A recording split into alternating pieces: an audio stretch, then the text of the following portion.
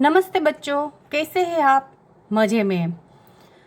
आज हिंदी विषय में हम गौरी के बारे में जानकारी लेंगे। गौरी यानी कि गाय। यहाँ जो हमारा 13वां लेसन है वो गौरी है। गौरी यानी कि गाय। इस चित्र में आप देख सकते हैं गाय और उनके बछड़े का चित्र दिया गया है। सबसे पहले हम शब्दार्थ की जानकारी लेंगे, उसके बाद यहाँ हमें जो हिंदी में वाक्य दिए गए हैं उनका हम भाषांतर करेंगे। सबसे पहले देखेंगे शब्दार्थ। हमारी એટલે અમારી, ઈસે એટલે એને, बहुत એટલે खूब, દુધારું એટલે दूध આપનારું, બછડા એટલે વાછરડું, उनका એટલે તેનું। यह हमारी गाय है, आ અમારી ગાય છે। हम इसे गौरी कहते हैं, અમે તેમને ગૌરી કહીએ છીએ। ગૌરી बहुत सीधी गाय है, गौरी खूब જ सीधी गाय છે। वह दुधारू है, તે दूध આપે છે। वह रोज 6-7 लीटर दूध देती है, તે रोज 6 થી 7 लीटर दूध આપે છે। गौरी को एक बछड़ा है, गौरी ने एक वाछड़ो છે। उसका नाम लालू है, તેનું नाम लालू છે। हम उसे बहुत प्यार करते हैं, અમે તેમને ખૂબ જ પ્રેમ કરીએ છીએ। तो बच्चों, यहाँ हमें गाय के बारे में 7 से 8 वाक्य दिए गए हैं, लेकिन क्या गाय की जानकारी पाने के लिए इतने सेंटेंस काफ़ी है? मैं तो यह कहूँगी कि इतनी जानकारी काफ़ी नहीं है। यहाँ जो हमें गौरी लेसन यानी कि गाय के बारे में जो लेसन दिया गया है, उनके पीछे का कारण यह है कि हम गाय के बारे में ज़्यादा से ज़्यादा जानकारी प्राप्त करें। तो क्या हम पाठ्य पुस्तक में यह जो जानकारी दी गई है उनसे क्या गाय के बारे में ज़्यादा से ज़्यादातर जानकारी प्राप्त कर सकेंगे? नहीं कर सकेंगे। इसके लिए हमें क्या करना पड़ेगा? तो इसके लिए हमें गाय को मिलना पड़ेगा। अगर हम गाय से मिलेंगे नहीं तो उनके बारे में जानकारी कैसे प्राप्त करेंगे? अगर कोई हमें ऐसा बताए कि बच्चों आपको गाय के बारे में लिखना है, तो आप क्या लिखेंगे? आप यही लिखेंगे, गाय के 2 सींग होते हैं, गाय के 2 कान होते हैं, गाय के 4 पैर होते हैं, गाय को एक लंबी पूंछ होती है, और गाय की जो संतान है उसे बछड़ा या बछड़ी कहते हैं। गाय का रंग लाल होता है, रतुमड़ा होता है, सफ़ेद होता है, यही लिखेंगे। लेकिन क्या आप जानते हैं कि गाय के कई सारे गुण हैं? जैसे हर एक व्यक्ति के अंदर कोई ना कोई गुण छुपा होता है, इसी तरह गाय के भी कई सारे गुण हैं। तो क्या आप इन गुणों के बारे में नहीं जानना चाहेंगे? जानना चाहेंगे ना? तो इसलिए हमें गाय को मिलना पड़ेगा। तो मैं बच्चों आपको आज गैया से मिलाऊंगी, तो आप चलेंगे ना मेरे साथ? तो चलो चलते हैं गैया से मिलने।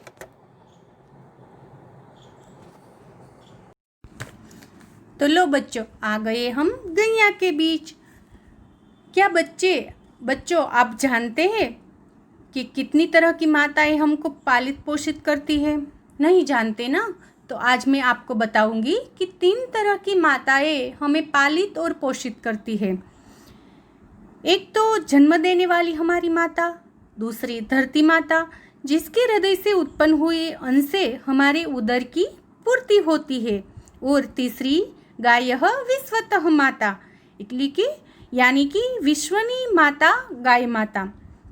हिंदू धर्म की वैदिक परंपरा के अनुसार गाय को गाय ही नहीं अपितु विश्व की माता कहा गया है, क्योंकि वह अपने दुग्ध से हमें पोषित करती है, वह अपनी संतान के माध्यम से हमें पोषित करती है। तो बच्चों, दुग्ध के माध्यम से तो हमने जानकारी मिलती है कि उनका दूध पौष्टिक होता है, इसलिए हमें उनसे पोषण मिलता है। लेकिन बच्चों, उनकी संतान के माध्यम से कैसे हम पोषित होते हैं? तो बच्चों, गाय की जो संतान होती है उसे बछड़ा या बछड़ी कहा जाता है, और बछड़िया बड़ी होकर गाय बनती है और फिर से हमें दुग्ध प्रदान करती है। जबकि बछड़ा बड़ा होकर खेतों में अपने कंधों पर हल रख के खेत में जुताई करता है और खेत में हमें उपयोगी होता है। यदि गाय के ऊपर हम निरंतर यानी कि हर रोज हाथ फेरते हैं तो हर रोज गाय के पर निरंतर हाथ फेरने से यदि किसी को लकवा नामक रोग होता है तो यह रोग की नाबूदी हो सकती है। सिर्फ लकवा नामक रोग की नाबूदी ही नहीं, लेकिन निरंतर हाथ फेरने से विटामिन डी की भी प्राप्ति होती है और विटामिन डी मिलता है और लौह तत्व भी हमें मिलता है। तो इसीलिए हमें निरंतर उनके पर हाथ फेरते रहना चाहिए। और बच्चों, आप यहाँ देख सकते हैं कि गाय खाना खा रही है। तो बच्चों, आप जानते हैं कि सभी प्राणी जब खाना खाते हैं तब उनके उदर से मीथेन वायु की उत्पत्ति होती है और यह मीथेन वायु जिससे हमारे पर्यावरण को नुकसान होता है। लेकिन बच्चों, गाय एक ऐसा प्राणी है जब वो खाना खाते हैं तो उनका खाना खाने के बाद उनके उदर से मीथेन नहीं बल्कि ऑक्सीजन वायु की उत्पत्ति होती है और वह ऑक्सीजन वायु जो हमारा जीवनदाता है। बच्चों, क्या आप जानते हैं कि आपके माता पिता और आपके दादा दादी आपको हर रोज गाय की प्रदक्षिणा करने को कहते हैं। तो आपको मालूम है कि प्रदक्षिणा क्यों करनी चाहिए? तो बच्चों, गाय की प्रदक्षिणा करने से गाय के उदर से जो ऑक्सीजन वायु की पूर्ति होती है, उस वायु के कारण जब हम गाय की प्रदक्षिणा करते हैं तो हमें स्फूर्ति मिलती है, यानी कि गाय हमें स्फूर्ति प्रदान करती है। इसीलिए हमें गाय की प्रदक्षिणा करनी चाहिए। और यह भी माना जाता है कि गाय के गोबर में लक्ष्मी का निवास है और माना जाता है कि गाय में देवताओं का वास है। लेकिन बच्चों, यह तो सिर्फ धार्मिक मान्यता है। अगर हम इन धार्मिक मान्यता और पाप पुण्य से ऊपर उठकर देखें तो हमें पता चलेगा कि गाय हमें कई तरह की औषधि प्रदान करती है।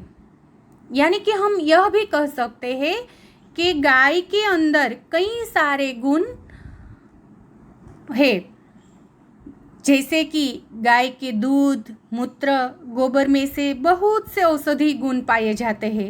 इन सब से सर्दी, खांसी, टीबी से लेकर कैंसर तक की बीमारी ठीक हो सकती है। इन सब का नियमित रूप से सेवन करने से हम स्वस्थ एवं आरोग्य जीवन व्यतीत कर सकते हैं।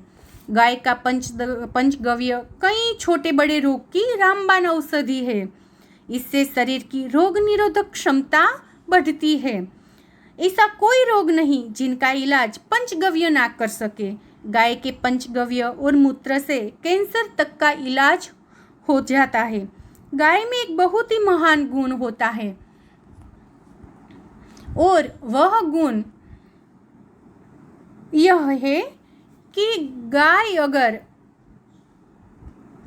कोई भी पदार्थ खाए, अगर कैसा भी जहरीला पदार्थ खाए, तो गाय के गोबर और गाय के दुग्ध में यह जहर नहीं पाया जाता। यानी कि उनके जहरीला पदार्थ खाने के बाद भी उनकी असर उनके दुग्ध और गोबर में नहीं पाई जाती। यानी कि इसीलिए भी हम कह सकते हैं कि गाय का दूध हमें शक्ति प्रदान करता है और गाय का दूध पौष्टिक है। इतना ही नहीं, गाय का दूध फैट रहित भी होता है। अगर गाय के गोबर से धुआं करते हैं तो मच्छर इत्यादि कीटाणु भाग जाते हैं। तो बच्चों, गाय के यह जो गुण है, ये मैंने बहुत ही कम गुण आपको बताए हैं।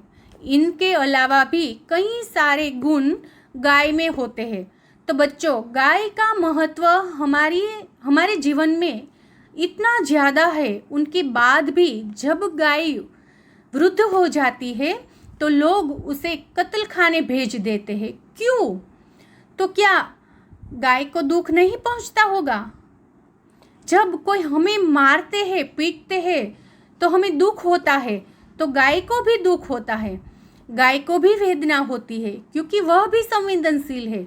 तो बच्चों, आज हम गाय की यह वेदना, गाय की यह आप बीती उनके मुंह से सुनेंगे तो चलो हम अब गाय की आप बीती सुनेंगे।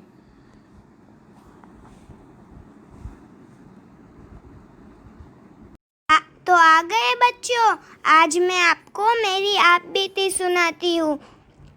कुछ लोग जरा से पैसे के लिए मुझे बेच देते हैं और कुछ लोग जरा से पैसे के लिए मुझे खरीद लेते हैं। आपके इस थोड़े थोड़े फ़ायदे के लिए मुझे कितनी पीड़ा सहन करनी पड़ती है, बस यही मैं आपको सुनाना चाहती हूँ। कुछ लोग चंद पैसों की खातिर मुझे कत्लखानों में बेच देते हैं। 4 दिनों तक मुझे भूखा रखा जाता है ताकि मेरा हीमोग्लोबिन गलकर मांस से चिपक जाए। फिर मुझे घसीट कर लाया जाता है क्योंकि मैं बेहोश हो जाती हूँ। मुझ पर गरम गरम उबलता हुआ पानी डाला जाता है। मैं तड़प उठती हूँ। मेरे दूध पीने वालों, मैं तुम्हें याद करती हूँ। फिर मेरी दोनों टांगें बांधकर मुझे उल्टा लटका दिए जाता है। फिर धीरे धीरे करके मेरे बदन से सारा चमड़ा निकाल लिए जाता है। सुनो जीवधारियों, अभी भी मैंने प्राण नहीं त्यागे। मैं कातर निगाहों से देखती हूँ। शायद इन कसाइयों के मन में मनुष्यता का कोई जन्म हो। मेरी चमड़े की चाहत रखने वाले दुष्ट कसाई मेरी जीवित अवस्था में ही मेरा चमड़ा उतार लेते हैं। फिर मैं तड़प तड़प कर प्राण त्याग देती हूँ। इस पावन और पवित्र भारत भूमि पर क्या ऐसा कोई नहीं जो धर्म और कानून का पालन करके मेरे प्राण बचाए? आपके द्वारा दिए गए क्रूरतम अत्याचारों को सहकर भी मैं तुम्हें श्राप नहीं दे सकती। पता है क्यों? क्योंकि मैं एक माँ हूँ। तो बच्चों, यह है एक गाय की आप बीती। जैसे हमें दुख पहुंचता है उसी तरह गाय को भी दुख पहुंचता है। और हम कितने स्वार्थी हैं कि जब तक गाय हमें उपयोगी होती है हम उनका पूरा फ़ायदा उठाते हैं, लेकिन जब वह वृद्ध हो जाती है तो हम उसे कत्लखाने भेज देते हैं। तो क्या यह उचित है? यह कदापि उचित नहीं है। तो बच्चों, हमें जब गाय वृद्ध हो जाती है तब भी उनकी सेवा करनी चाहिए। उनके द्वारा जो हमें लाभ प्रदान हुए हैं उनको याद करके गाय को हमें बचाना चाहिए। तो बच्चों, हम सब भी मिलकर गाय की सेवा करेंगे और गायों को खाना देंगे। यदि किसी गाय को किसी भी तरह की ईजा पहुंची होगी तो हम उनको दवाइयाँ और किसी भी तरह की मदद करके उनकी सेवा करेंगे ना बच्चों? तो आज से हम सब मिलकर गाय को बचाने के लिए हमसे जो बन पड़ेगा वह करेंगे। तो बाળકો, આ હતી ગાયની વેદના, એમની સંવેદના। બાળકો, અહીંયા જેમ આપણો આ જે 13મો પાઠ છે એમાં આપણી ગાયનું નામ ગૌરી નામ છે। એવી જ રીતે દરેક ગાયને નામ આપવામાં આવેલું હોય છે। હા, ઘરે આપણે જે એક કે બે ગાય હોય છે એમને કદાચ નામ ન આપેલું હોય, પણ ગૌશાળાની અંદર ઘણી બધી ગાય હોય છે તો એ બધી ગાયને એમની ઓળખ માટે નામ આપેલા હોય છે। જેમ કે ગૌરી છે, ગંગા છે, જમુના છે, ગોદાવરી છે, આવા નામ છે એમને આપેલા હોય છે। અને આ ગાય પણ એમના નામથી એમને બોલાવવામાં આવે તો તરત જ એ એમની પાસે દોડી જતી હોય છે। અને બાળકો, પહેલાંના સમયમાં ગામડાની અંદર રોજ સવારે દરેક ઘરેથી, એટલે કે જે લોકો ગાય રાખતા એ બધા પોતાની ગાયને ચરવા માટે મોકલતા। અને ગામનો જે ગોવાળ હોય છે આ આખા ગામની ગાયોને ગામની ભાગોળે, એટલે કે ગામનો જે ગોંદરો કહેવાય, એ ગોંદરાએ એમને એકત્રિત કરતો અને ભેગી કરી અને પછી ગાયોને ચરવા માટે લઈ જતો। અને ગાયો છે આખો દિવસ આ જે ચરિયાણ વિસ્તાર હોય છે ત્યાં ચારો ચરતી। અને જાણે અજાણે આ જે ચારો ચરતી હોય, જે ઘાસ ખાતી હોય, એની અંદર ઘણી બધી ઔષધિઓ પણ સાથે સાથે ચરતી। અને આ ઔષધિઓ જાણે અજાણે આપણને ગાયના દૂધ મારફતે આપણને મળતી। અને એટલે જ આપણે કહીએ છીએ કે ગાય છે આપણને ઘણી બધી ઔષધિઓ પ્રદાન કરે છે। અને એટલા માટે જ આપણા જે ધર્મગ્રંથ છે એની અંદર પણ કહેવામાં આવ્યું છે કે ગાયનું દૂધ એ આપણા આરોગ્ય માટે ખૂબ જ સારું છે, ખૂબ જ ગુણકારી છે। અને એટલે જ હરરોજ આપણે ગાયનું દૂધ પીવું જોઈએ. જો બાળકો તમે ગાયનું દૂધ ન પીતા હો તો તમારે પણ ગાયનું દૂધ પીવાનું છે. બરાબર. હવે આપણે આપણું જે આ લેસન છે ગૌરી, એની અંદર જે સ્વાધ્યાય આપેલું છે એમના વિશે માહિતી મેળવીએ. તો સ્વાધ્યાયમાં પ્રશ્ન પહેલો છે, નિમ્નલિખિત હિન્દી શબ્દો કે પાસ ગુજરાતી શબ્દ લીખીએ. એટલે કે નીચે લખેલા જે હિન્દી શબ્દો છે એમની પાસે એમનો ગુજરાતી શબ્દ લખો. પહેલો શબ્દ છે બહુત. બહુત એટલે ખૂબ જ, બછડા એટલે વાછરડું, દુધારું એટલે દૂધ આપનાર, હમ એટલે અમે. પછી પ્રશ્ન બીજો છે, નિમ્નલિખિત પ્રશ્નો કે ઉત્તર લીખીએ. એટલે કે નીચે જે પ્રશ્ન આપેલા છે પ્રશ્નના જવાબ લખો. गाय का क्या नाम है? गाय का नाम गौरी है. गाय कैसी है? गाय बहुत सीधी है. गाय रोज कितना दूध देती है? गाय रोज 6-7 लीटर दूध देती है. लालू किसका नाम है? लालू गौरी के बछड़े का नाम है. તો આવી રીતે આપણે દરેક પ્રશ્નનો જવાબ આપી શકીએ. પછી ત્રીજો પ્રશ્ન તમને આપેલો છે, દૂધ દેને વાલે અન્ય પ્રાણીઓ કે નામ લીખે. એટલે કે ગાય સિવાય જે પ્રાણીઓ આપણને દૂધ આપે છે એ પ્રાણીઓના નામ લખવાના છે. તો આ થઈ આપણા સ્વાધ્યાયની વાત. તો બાળકો અહીંયા આપણને ફક્ત થોડી ઘણી જ માહિતી આપી છે, પણ આ નાનકડા પાઠ દ્વારા આપણને આપણા જીવનમાં ગાયનું શું મહત્ત્વ છે એ મહત્ત્વ શીખવાડે છે. અથવા તો આપણને ગાયનું મહત્ત્વ નથી ખબર હોતું, તો ગાયનું મહત્ત્વ શું છે એ આપણે જાણવું જોઈએ. આપણા ઘણા બધા ધાર્મિક ગ્રંથ, પછી ઘણા બધા ઔષધિને લગતા પુસ્તકો છે, એ બધાની અંદર ગાય વિશેનું મહત્ત્વ આપવામાં આવ્યું છે. તો આવા જે સારા સારા પુસ્તકો હોય છે એ પુસ્તકો ગોતી અને એમનું વાંચન કરવું જોઈએ. બરાબર. તો આજે આપણે અહીંયા આપણો આજે 13મો પાઠ છે એ પાઠ પૂરો કરીએ છીએ. અને તમારે બધાએ આ પાઠના જે શબ્દાર્થ છે એ શબ્દાર્થ એક વખત લખવાના છે. પછી આ ગાય વિશે જે વાક્ય આપેલા છે, હિન્દીમાં વાક્ય આપેલા છે, તેનું હિન્દી વાક્ય, નીચે ગુજરાતી વાક્ય એવી રીતે લખવાનું છે. પછી જે 3 પ્રશ્નો આપેલા છે એ 3 પ્રશ્ન એમના જવાબ સહિત રફ નોટમાં લખવાના છે. બરાબર. આ સિવાય તમને આ પાઠમાં કોઈ પણ પ્રશ્ન હોય તો તમે પૂછી શકો છો. અહીંયા આપણે આપણો 13મો પાઠ છે એ પૂરો કરીએ છીએ. અને બાળકો ગાયનું ચિત્ર દોરી એમાં સરસ મજાના કલર પૂરી અને તમારે મને બતાવવાનું રહેશે. બરાબર. તો તમને જેવું આવડે એવું ગાયનું ચિત્ર તમારે જાતે જ બનાવતા શીખવાનું છે. મમ્મી પાસે કે પપ્પા પાસે કે તમારા ભાઈ બહેન પાસે બનાવડાવવાનું નથી. જેવું ડ્રો કરો એવું, પણ તમારી જાતે તમારે ડ્રો કરતાં શીખવાનું છે. એટલે ધીમે ધીમે કરી અને તમારું જે ચિત્ર છે એ ચિત્ર સારું થવા માંડે. બરાબર. તો બધા બાળકો છે જાતે જ ગાયનું ચિત્ર દોરી એમાં સરસ મજાના કલર પૂરી અને મને બતાવશે. Thank you.